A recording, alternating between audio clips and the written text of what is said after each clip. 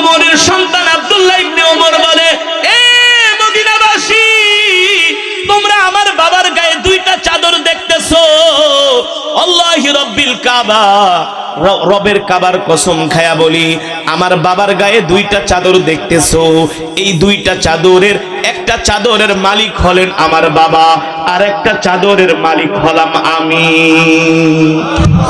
আপনাদের খলিফা আজকে শুক্রবারে জুমার নামাজ পড়াবে, তার নিম্নাংশে যেই চাদরটা দেখতে পারছেন, যেই চাদরটা আমার বাবা নিম্নাংশে পড়েছেন, নিম্নাংশে বোঝেন তো, মানে যেটা নাভির নিচে পড়েছে এটাকে বলা হয় নিম্নাংশ, আর উপরেরটা বলা হয় অর্ধাংশ, উপরাংশ। উপরাংশে যেই চাদরটা পরেছেন, নিম্নাংশে যেই চাদরটা পরেছেন, এটা হলো আমার বাবার চাদর, আর অর্ধাংশে উপরে যেই চাদরটা পরেছেন এই চাদরটা হলো আমার। গত 3 দিন আগে বাইতুল মাল থেকে আপনাদেরকে একটা করে করে আমার বাবা চাদর বন্টন করেছে, আমার বাবাও একটা চাদর নিছে, দুইটা চাদর। উপরে যে চাদরটা দেখতেছেন এটা হলো আমার চাদর। আমিও মদিনার একজন সাধারণ নাগরিক হওয়ার কারণে আমার বাবাও বাইতুল মাল থেকে আমাকেও একটা চাদর দিয়েছে। এ শোনেন, আমার বাবার আগে যে চাদর ছিল ওই চাদরটা ময়লা হয়ে গেছে, ছিঁড়ে গেছে, সকালবেলা আমার মাকে দিয়েছে ধোয়ার জন্য, কিন্তু শীতের দিন সূর্য ওঠে নাই, এই কারণে আমার বাবার চাদরটা শুকায় নাই। আমার বাবা এখন কিভাবে একটা চাদর পরে মসজিদে নববীতে আপনাদের সামনে খুতবা দিবে? কারণ নামাজ পড়তে হলে তো আগে শরীর ঢাকতে হবে, সতর। এক চাদর দিয়ে তো আর সতর ঢাকা যায় না। আল্লাহু আকবার। আমার বাবার গায়ে অতিরিক্ত যে একটা চাদর দেখতেছেন, এই চাদরটা আমার বাবার না, আর আমার বাবার পুরান চাদরটা না শুকানোর কারণে বাবা আমাকে বলতেছে, সন্তান তোমার চাদরটা আমাকে দাও, আমি জুমার নামাজ পড়াবো, কিভাবে আমি খালি গায়ে যাব? আল্লাহু আকবার। যখন এই কথা হযরত ওমরের ছেলে বলতেছেন, আর ওই মসজিদের মধ্যে মদিনার জনগণদের মাঝে কান্নার রোল পড়ে গেছে। মসজিদের মধ্যে কান্নার রোল পড়ে গেছে, সব মদিনাবাসী কান্না করতেছে আর বলে, হায় রে, আমাদের শাসক হযরত ওমর কত ভালো, হায় রে, আমরা কত ভালো একটা শাসক পাইছি। আল্লাহু আকবার। যিনি কিনা গায়ের মধ্যে একটা চাদরও দিতে পারে না, সেই চাদরটাও হযরত ওমরের নাই। হযরত ওমর মসজিদে নববীতে তিনি জুমার নামাজ পড়াবেন শুক্রবার। কি বার? হযরত ওমর মুসলমানদের খলিফা।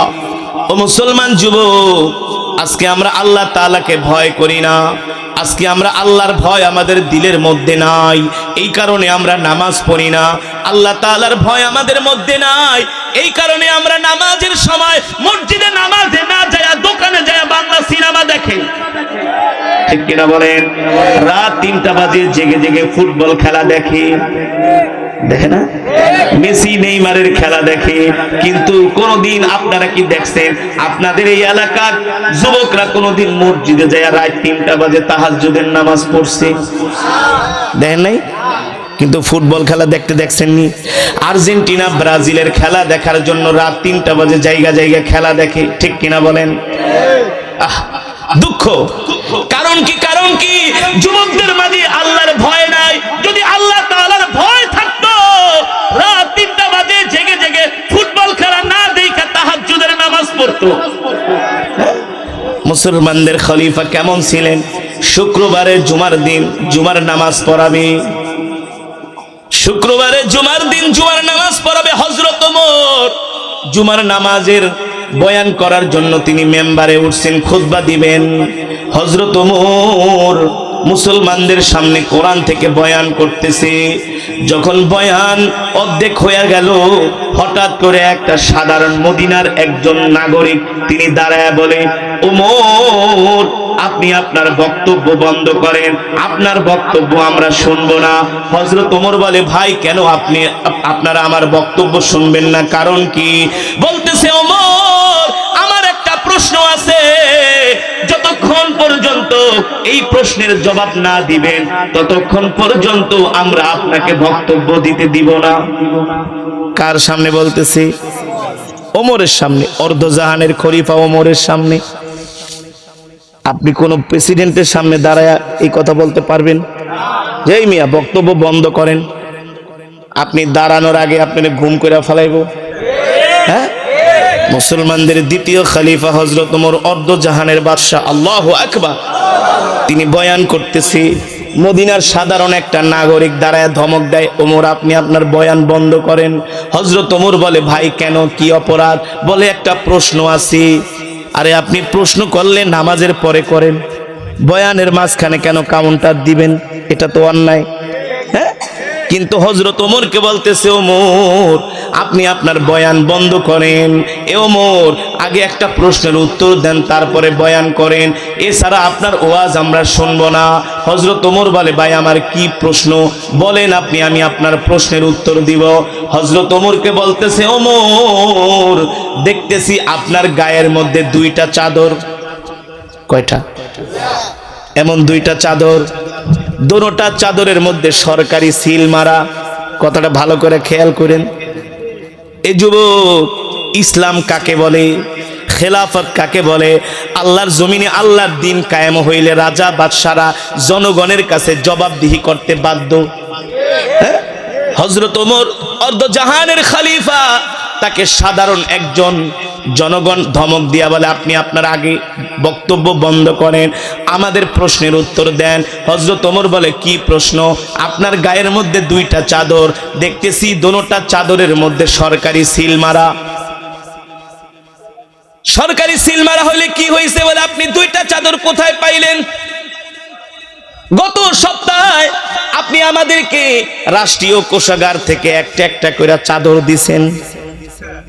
কয়টা? একটা একটা করে চাদর দিছেন। আপনার গায়ে তো একটা চাদর থাকার কথা, দেখতেছি সরকারি সিল মারা।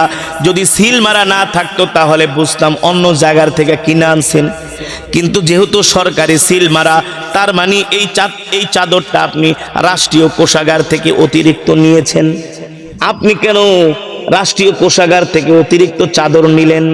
আপনি যদি একটা পান, আমিও একটা পাই, আমি একটা পাইলে আপনিও একটা পান, আপনি দুইটা চাদর কেন নিলেন?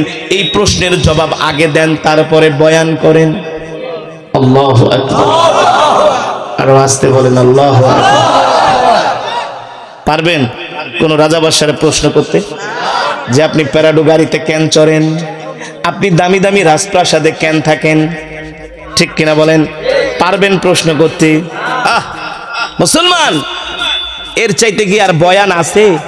এর চাইতে আর ওয়াজ হয়?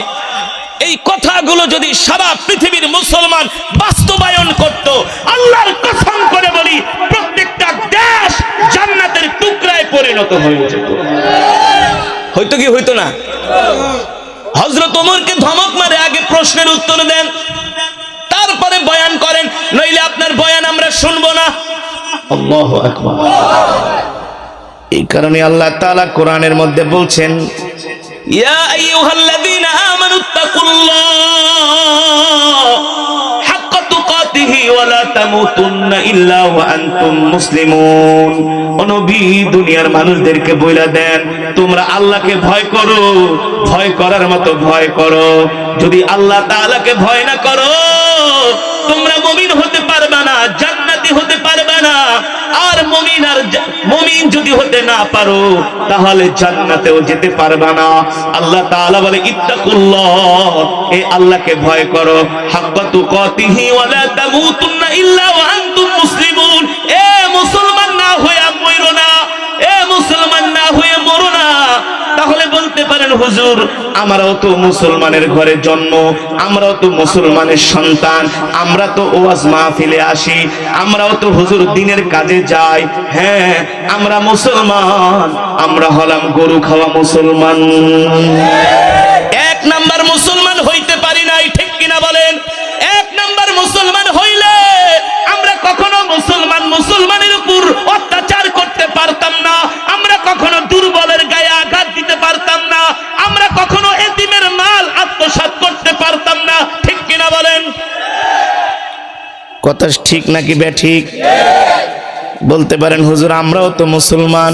আল্লাহ বলে না না না, এই মুসলমান আমি চাই না, তোমাদেরকে হতে হবে 1 নাম্বার মুসলমান। কিন্তু আমরা হলাম গরু খাওয়া মুসলমান, আমরা হলাম 6 নাম্বার মুসলমান, আমরা হলাম মুনাফিক মার্কা মুসলমান। বাংলাদেশে যদি 18 কোটি মুসলমান থাকে, এর মধ্যে মনে করেন 16 কোটি হলো মুনাফিক মার্কা মুসলমান। রাগ করছেন কেন? বললাম বলবো মুনাফিক মার্কা মুসলমান আমরা কেন বললাম বলবো। এই কথাটার উত্তর দিয়া হযরত ওমরের ওই ঘটনাটা আপনাদেরকে আমি শোনাচ্ছি। কেন বললাম?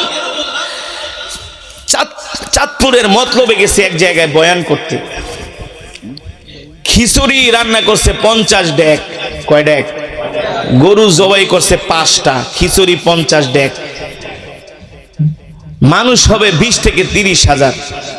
আমি ইমাম সাহেবকে প্রশ্ন করলাম, ইমাম সাহেব ভালোই তো ওয়াজ মাহফিলের আয়োজন করছেন। কয় হুজুর 45 বছর ধরে করতেছি। কয় বছর? তো খিচুড়ি, কয় খিচুড়ি প্রতি বছরই 50 ডেক চলে। আমি বলি মানুষ প্রতি বছর এমন 10-20 হাজার 30 হাজার মানুষ আসে, তো ভালোই তো মাশাআল্লাহ, খুব ধার্মিক। হুজুর খুব ধার্মিক, আমাদের এলাকার মানুষ সারা রাত ওয়াজ শুনতে রাজি, মাশাআল্লাহ। এখন ইমাম সাহেব আমার আয়েশা কয় হুজুর আজকে এমন কেরাত পড়বেন একেবারে মাইকে তার মার ছিঁড়া ফেলাইবেন, এমন কেরাতে টান দিবেন যাতে মানুষ ঘরের থেকে দৌড়ায় আয়া পড়ে। হুজুর এমন ওয়াজ করবেন যাতে মানুষ একেবারে ফালায় লাফায়, সবার যাতে হুজুর একেবারে এসকু উঠা যায়, এমন বয়ান করবেন। আমাকে বলতেছে, আমি বললাম মাশাআল্লাহ খুব ভালো কথা, ভালো করে ওয়াজ করব, তেলাওয়াত করব। কয়টা পর্যন্ত ওয়াজ? হুজুর যদি সারা রাত করেন, সারা রাতে ওয়াজ শুনতে রাজি আছি। আমি বললাম ইমাম সাহেব আপনি তো মসজিদের ইমাম। হ্যাঁ, তো আপনার মসজিদও তো সুন্দর। হুজুর এলাকার মানুষ মসজিদে এসি লাগাইছে, দামি দামি টাইলস লাগাইছে, বোঝেন না, খুব ধার্মিক, খুব ধার্মিক। আমি বলি মাশাআল্লাহ। তো জুমার নামাজে আপনার মসজিদে কেমন মুসল্লি? কয় হুজুর একটা কথা কইলেন, জুমার নামাজে ওযুখানায়ও জায়গা দেওয়া যায় না। কোন জায়গায়? মাঠেও জায়গা দেওয়া যায় না, এত মুসল্লি হয় জুমার নামাজে। মাশাআল্লাহ, খুব ভালো কথা। তো খুব ধার্মিক আপনার সমাজের মুসল্লিরা। হুজুর খুব ধার্মিক, দেখেন না ওয়াজ শোনার লিগা সব আয়া পড়ছে। তো জুমার নামাজে ওযুখানায়ও জায়গা দেওয়া যায় না, মাঠেও জায়গা দেওয়া যায় না, তো ফজরের নামাজের কি অবস্থা? কোন নামাজ? কোন নামাজ? এই এলাকার মুসল্লি কে এখানে আছেন? 2-4 জন মেম্বার সাহেব। তো আপনি তো এই মসজিদে ফজর নামাজ পড়েন, জুমার নামাজে কেমন হয় মুসল্লি আপনার মসজিদে? কথা কয় না, বুঝা যায় না, বারান্দাও জায়গা দেওয়া যায় না, মাঝে মাঝে বাইরেও দাঁড়ায়। হ্যাঁ, ঈদের নামাজে? ঈদের নামাজে তো কথাই নাই। হ্যাঁ, বাইরেও পুরো একেবারে কাপড় গোপড় টানায় নাকি, হ্যাঁ, সাদা পাঞ্জামা লাগায় ঈদের নামাজ। মেম্বার সাহেব ফজরের নামাজে কয় কাতার হয়? কয় কাতার? 1.5 কাতার? কয় কাতার? 2 কাতার। আচ্ছা 2 কাতারই ধরলাম। মসজিদে কাতার কয়টা? 10টা 15টা, এর কম তো না। তো ফজরের নামাজে হয় 2 কাতার, জুমার নামাজে ভইরা যায়। কারণটা কি? কারণটা কি? কি? এই যে মেম্বার কইছে কি করে? কি করে? ঘুমায় থাকে। এই কারণে কি ফজরের নামাজ? এই বসে পিচ্ছি, ওটা করবে না ভয়। ফজরের নামাজে কি করে? যুবকরা তো মনে করে রাত 3টা পর্যন্ত ফেসবুক চালায়। যারা চালে হেরাই কয় ঠিক, মাশাআল্লাহ, তাও ধন্যবাদ যে সত্যি কথা কইতাছো। রাত 3টা পর্যন্ত ফেসবুক চালায়া যখন ফজরের আজান দিব, শয়তানে ঘুমা ঘুমা, আর কম্বলটা মোড়া দিয়ে এমন ঘুম দেয়, ওঠে সকাল 10টায়। কয়টায়? নাস্তা খায় দুপুর 2টায়। ঠিক কিনা বলেন? তো জুমার নামাজে মসজিদে ভরা যায়, কাতার ফাঁকা থাকে না, ওযুখানায়ও দাঁড়ায়। তাই জুমার নামাজ যদি ফরজ হয়, ফজরের নামাজ কি? জোরে বলেন, ফরজ না? আল্লাহ নবীর হাদিস, আমি বানায়া বলছি না। যে তোমরা মুনাফিক চিনবা কিভাবে? যারা ফজরের নামাজ পড়ে না, ওদের মধ্যে মুনাফিকের স্বভাব আছে। যারা আসরের নামাজ পড়ে না ওদের মধ্যে মুনাফিকের স্বভাব আছে, ঠিক কিনা বলেন? শুধু বাংলাদেশে না, সারা পৃথিবীর মুসলমানের একই অবস্থা।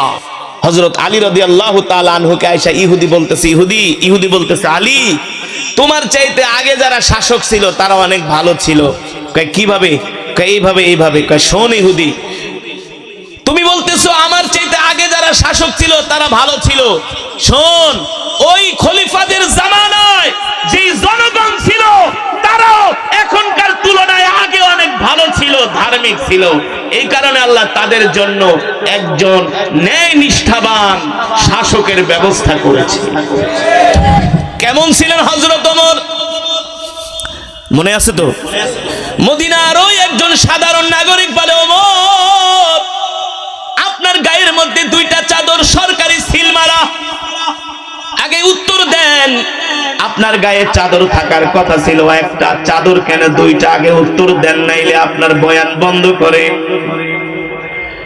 এই পাবলিকের কথায় মনে হয় হযরত ওমর চাদর একটা মনে হয় বেশি নিচে বাইতুল মাল থেকে, না আত্মসাৎ করছে, এমনই তো বোঝা যায়। হযরত ওমর বলে, ভাই আমি এই প্রশ্নের উত্তর দিব না, আমার ছেলে এই প্রশ্নের উত্তর দিবে। হযরত ওমর তার ছেলে ডাক দিলেন, আইনা আব্দুল্লাহ ইবনে ওমর, আমার ছেলে আব্দুল্লাহ ইবনে ওমর কোথায়? তাল এই ছেলে দিকে আসো। ডাকার পরে হযরত ওমরের ছেলে নামাজের কাতার থেকে আস্তে আস্তে উঠা তিনি হযরত ওমরের কাছে আসছেন। এবার হযরত ওমর বলে, বাবা তুমি বইলা দাও মদিনার জনগণকে, আমার গায়ে দুইটা চাদর সরকারি সিল মারা, এই দুইটা চাদরের মধ্যে একটা চাদর আমি কোথায় পাইলাম? বাবা বয়ান আমরা শুনবো না। এবার ওই লোকের দিকে তাকায় দেখা গেল তার চোখ দিয়ে পানি পড়তেছে। আল্লাহু আকবার। এবার দাঁড়ায় বলে, ওমর আমাকে একটু অনুমতি দেন, আমি একটু আপনার কাছে আসব। বুঝতে পারছেন?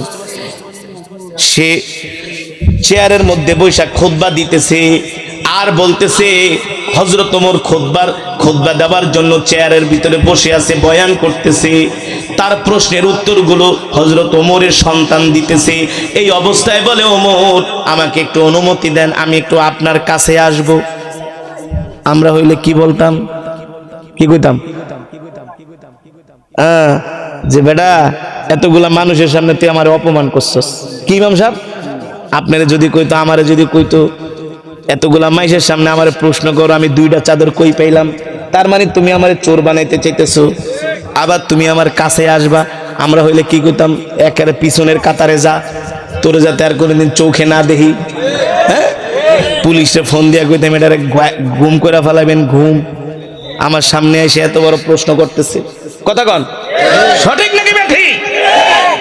হযরত ওমর বলে, ভাই আপনি আমার কাছে যে আসবেন, কিভাবে আমি আপনাকে অনুমতি দিব? আপনি যদি কাছে আসেন তাহলে তো আপনাকে এই মসজিদের সামনে দিয়া কাতারের মাঝখান দিয়ে আসতে হবে। আমার তো সেই অনুমতি নাই কোনো মানুষকে বলবো কাতার ভাঙ্গা আপনাকে আসতে দিতে। যদি মুসল্লিরা আপনাকে কাতার ভাঙ্গা আসতে দেয় তাহলে আপনি আসতে পারেন, নইলে আপনাকে আসতে দেওয়া আমি অনুমতি দিতে পারবো না। আল্লাহু আকবার, জোরে বলেন আল্লাহু আকবার। ওই সাধারণ নাগরিক মসজিদে দাঁড়ায় বলে, মসজিদের মুসল্লিরা আমি আপনাদের হাতে ধরি, আমাকে একটু খলিফার কাছে যাওয়ার সুযোগ দেন। কিছু মানুষ দাঁড়ায় তাকে কাতার ফাঁকা করে বললেন, যাও খলিফার কাছে। আল্লাহু আকবার। এবার ওই মদিনার সাধারণ নাগরিক খলিফার কাছে আসলেন, হযরত ওমরের কাছে আসলেন। আয়েশা তার মাথায় এক হাত দিলেন, আর একটা হাত তিনি আল্লাহ নবীর রওজার দিকে বাড়ায় দিলেন। সুবহানাল্লাহ।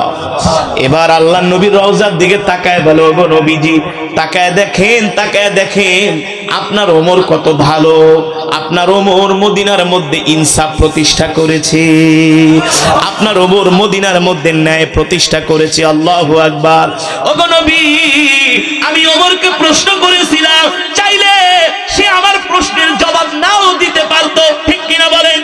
কিন্তু তিনি হাজার হাজার মানুষের সামনে কত সুন্দর করে তিনি প্রশ্নের উত্তর দিয়া দিলেন।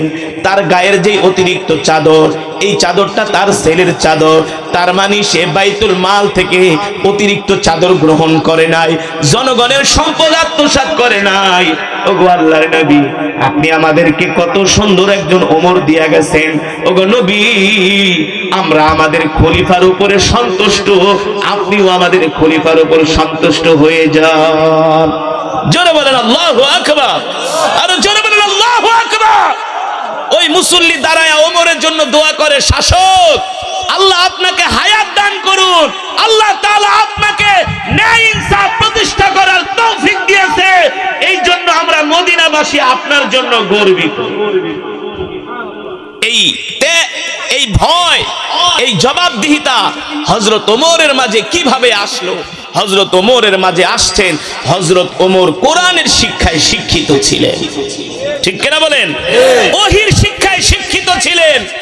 আপনি যতই জেনারেল শিক্ষায় শিক্ষিত হন না কেন, কোরআনের শিক্ষা, দ্বীনের শিক্ষা আপনার মধ্যে যদি না থাকে, তাহলে পরিপূর্ণ আল্লাহ তাআলার ভয় আপনার আমার দিলের মধ্যে আসবে না।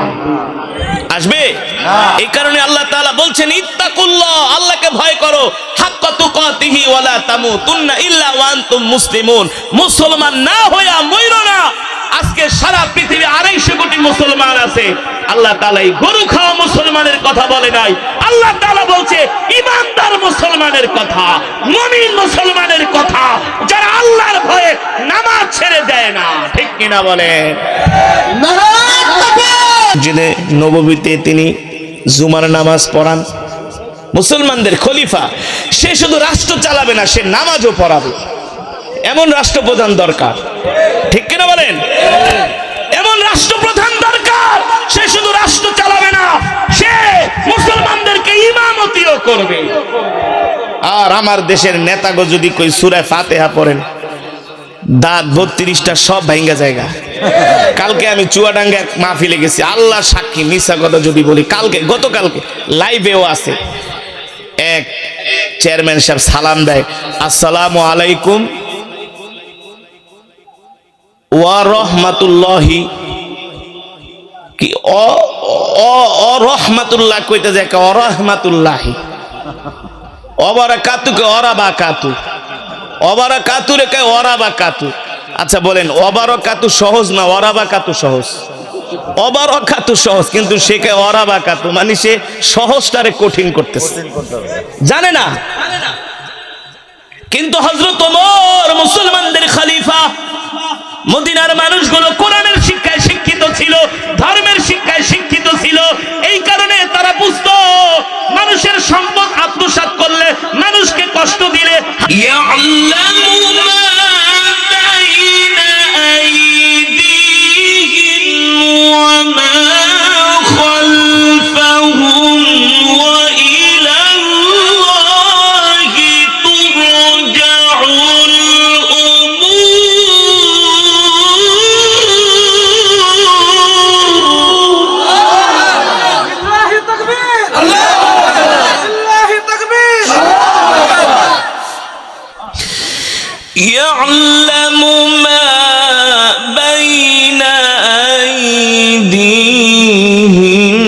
وما خلفهم وإلى الله ترجع الأمور. يعلم ما بين أيديهم وما خلفهم وإلى الله ترجع الأمور.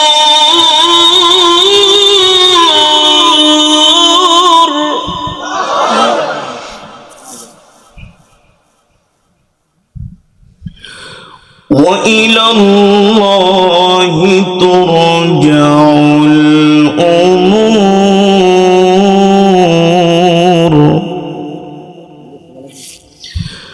وإلى الله ترجع الأمور. يا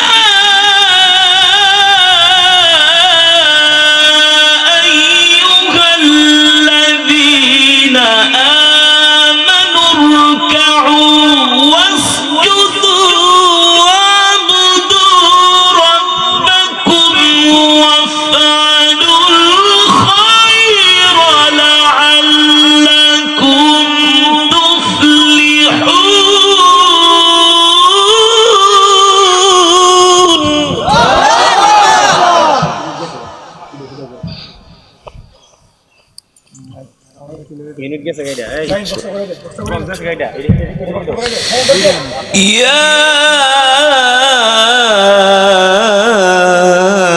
أيها الذين آمنوا اركعوا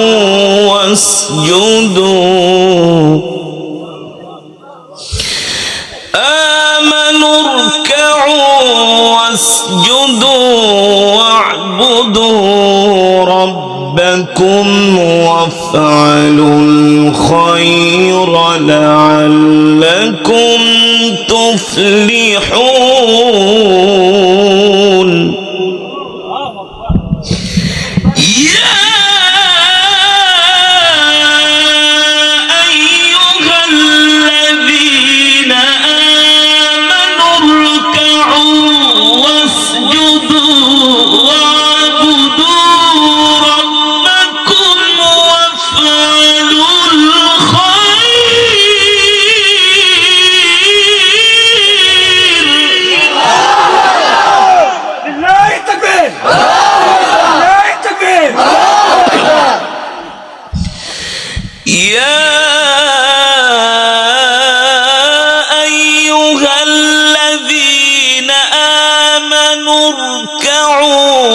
واسجدوا واعبدوا ربكم وافعلوا الخير.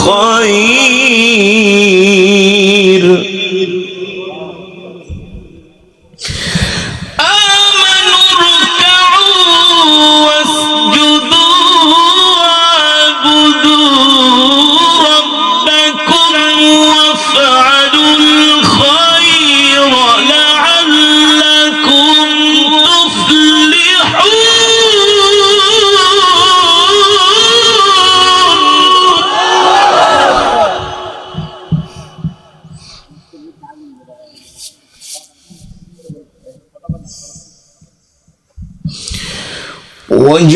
وجاهدوا في الله حق جهاده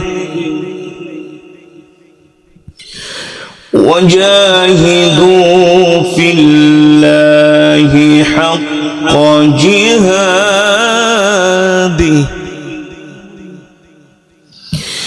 هو اجتباكم وما جعل عليكم في الدين من حرج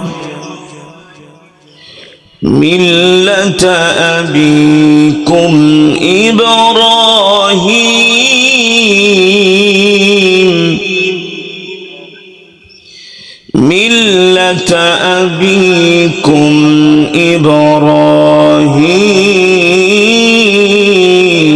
إبراهيم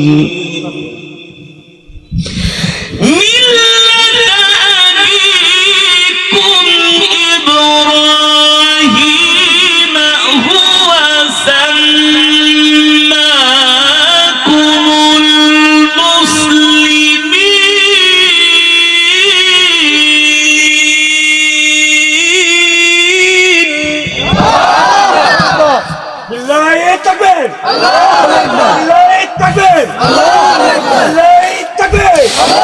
ملة أبيكم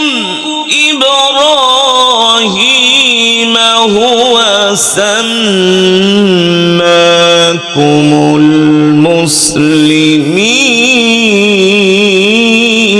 المسلمين من قبل وفي هذا ليكون الرسول شهيدا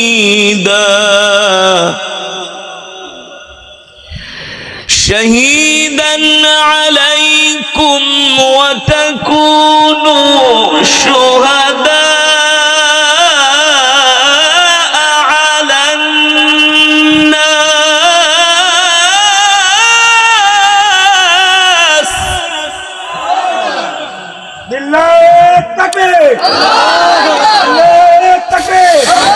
فأقيموا الصلاة وآتوا الزكاة واعتصموا بالله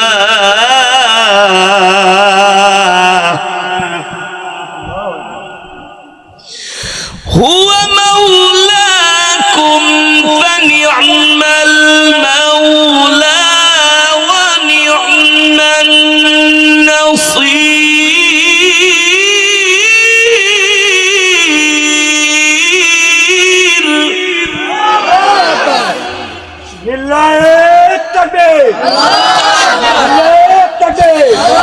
هو مولاكم فنعم المولى ونعم النصير هو مولاكم فنعم المولى ونعم النصير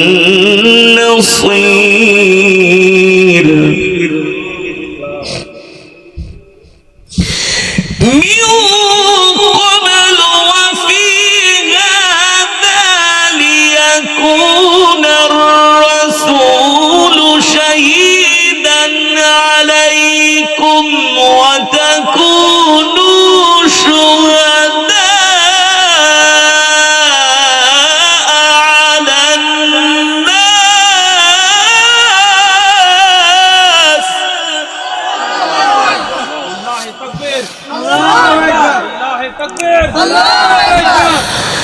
فأقيموا الصلاة وآتوا الزكاة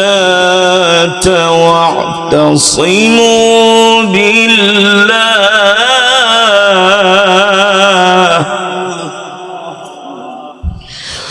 هو مولاكم فنعم المولى ونعم النصير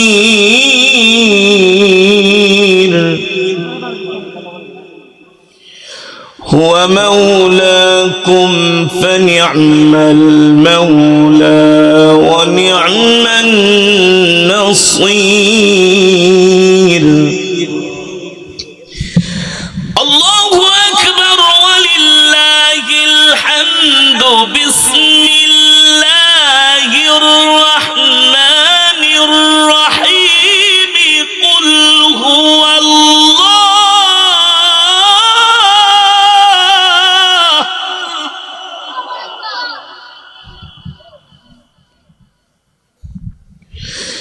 بسم الله الرحمن الرحيم قل هو الله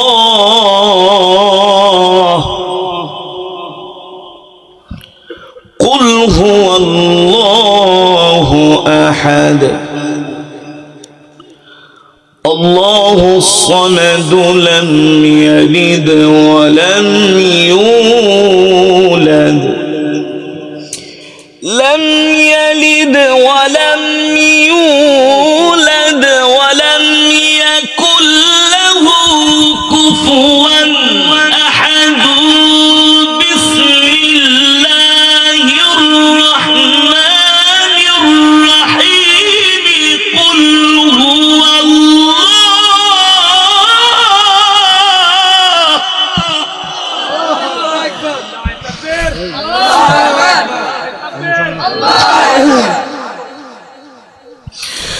بسم الله الرحمن الرحيم قل هو الله أحد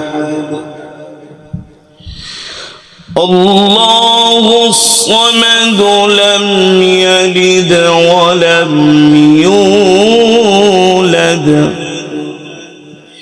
لم يلد ولم يولد ولم يكن له كفوا أحد بسم الله الرحمن الرحيم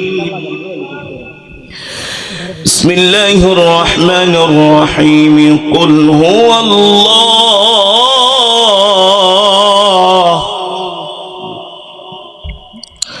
قل هو الله أحد قل هو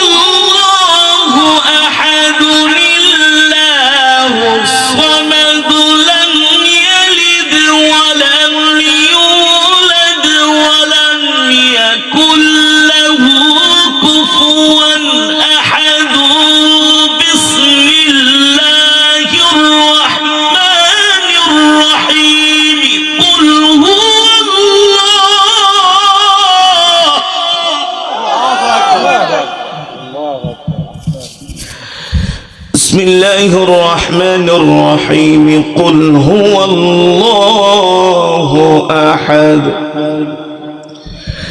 আল্লাহুস সামাদ লাম ইয়ালিদ ওয়া লাম ইউলাদ ওয়া লাম ইয়াকুল লাহু কুফুওয়ান আহাদ لم يلد ولم يولد ولم يكن हल्का हल्का बस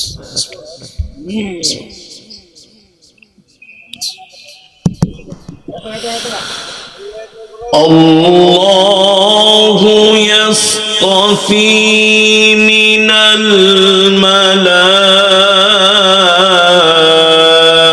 الملائكة رسلا ومن الناس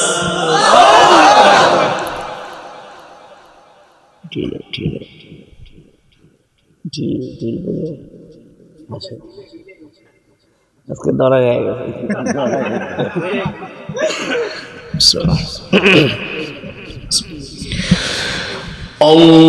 الله يصطفي من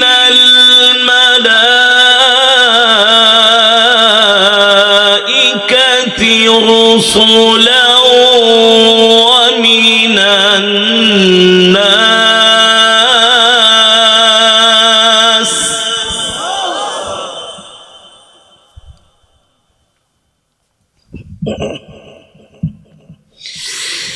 إن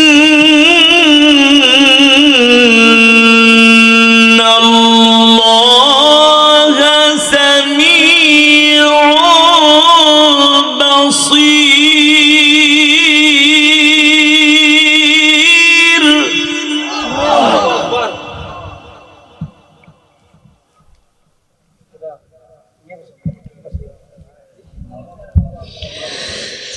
يعلم ما بين أيديهم وما خلفهم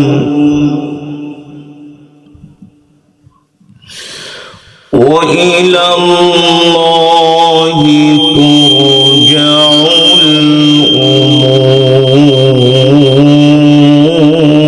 الأمور بسم الله الرحمن الرحيم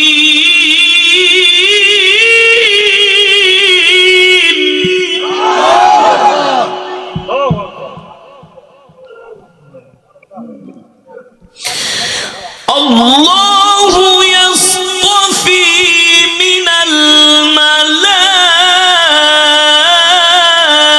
الملائكة رسلا ومن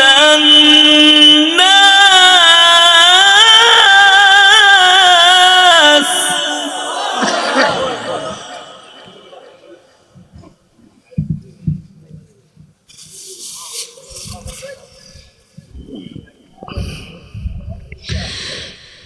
إن الله سميع بصير إن الله سميع بصير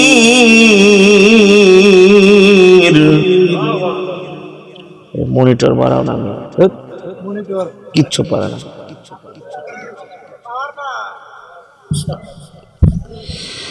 إن الله سميع بصير